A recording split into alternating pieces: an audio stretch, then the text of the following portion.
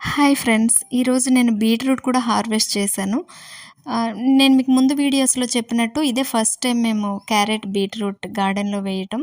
నాకు తెలియక నేను స్టార్టింగ్‌లో చాలా ఎర్లీగానే నేను బీట్రూట్, క్యారెట్ చాలా తొందరగా హార్వెస్ట్ చేశాను. ఇప్పుడు మాత్రం రైట్ టైంలోనే కట్ చేస్తున్నాను. ఎందుకంటే ఆ దుంపలు అనేవి చాలా పైకొచ్చేసి కరెక్ట్‌గా ఉన్నాయి. సో, చాలా ఎక్కువగానే వచ్చాయి.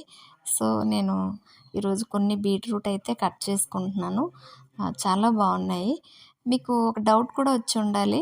ఎంత ఎక్కువగా హార్వెస్ట్ చేస్తుంటారు కదా!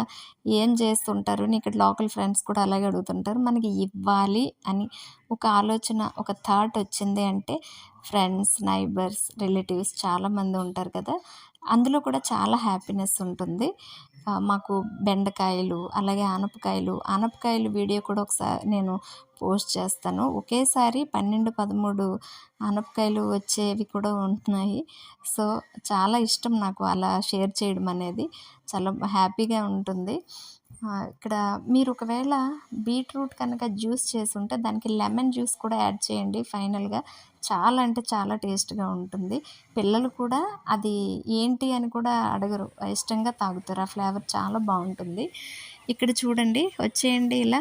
ఇక్కడ సపోటాకి ఈ చెట్టుకి ఒక పెద్ద కాయలు ఒక 2, 3 నేను 2, 3 డేస్‌గా చూస్తున్నాను. ఈరోజైతే మాత్రం ఇలా టచ్ చేయగానే ఇంకా పండయిపోయింది. మనకెలా తెలుస్తుందంటే ఇలా కట్ చేసిన వెంటనే దాని నుంచి మనకి మిల్క్ అనేది వస్తుంది. దీనికైతే రాలేదు చూసారా? ఎందుకంటే అది ఫ్రూట్ అయిపోయింది. ఇక్కడ ఈ టొమాటోస్ చూసారా? ఇవేంటనుకుంటున్నారు? నేను ఇంటిలో కిచెన్‌లో వాడుకునే టొమాటోస్ ఏమవుతుంది అంటే పాడైంది అనేవి నేను గార్డెన్‌లోకి విసిరేస్తాను. అవి ఇలా నారు వచ్చేస్తుంది టొమాటో మొక్కలు.